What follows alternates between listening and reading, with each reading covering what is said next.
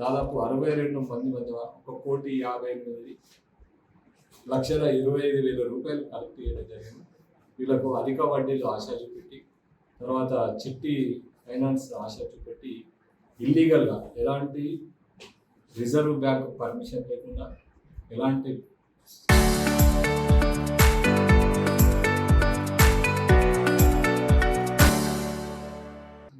Pawn broker certificates ఏం లేకుండా వీళ్ళు అక్రమ వడ్డీ వ్యాపారాలు చేసి అక్రమంగా విద్య వ్యాపారాలు చేసి వీళ్ళు ప్రజల్ని మోసం చేయడం జరిగింది.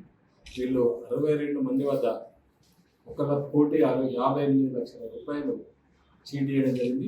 చీటీ చేసి ఈ వ్యాపారాన్ని ఎత్తివేసి పారిపోవడం జరిగింది. ఈరోజు ఆవడం ఎక్స్ రోడ్ వద్ద వీళ్ళని పట్టుకొని విచారించడం జరుగుతుంది.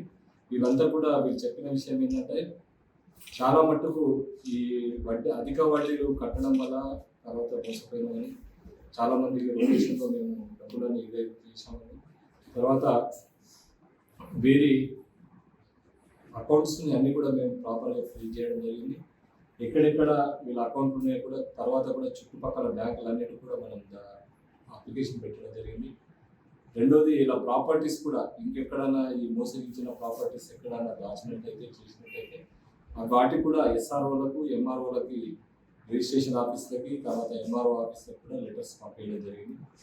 ఇవన్నీతో పాటు వీళ్ళ మీద ఇంకా మేము ఫిజికల్గా వెరిఫికేషన్ చేసి ఈ డబ్బు ఎప్పుడు ఫ్లోటింగ్ చేశారు, ఎక్కడ ఫ్లోటింగ్ చేశారు అన్న దాని మీద బ్యాంకు స్టేట్మెంట్స్, తర్వాత మనం వీళ్ళెవరితో ఎక్కువ సంబంధాలు ఎక్కువ ఉన్నారని చెప్పేసి సిడిఆర్ కాల్ డాటా రికార్డు కూడా తెప్పించి ప్రాపర్గా విచారణ చేయడం జరిగింది.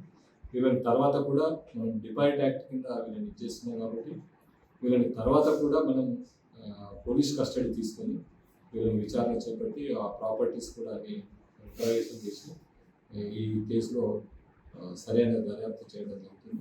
Local to global news at your fingertips. మీ చేతిలో ఒక ఆయుధం.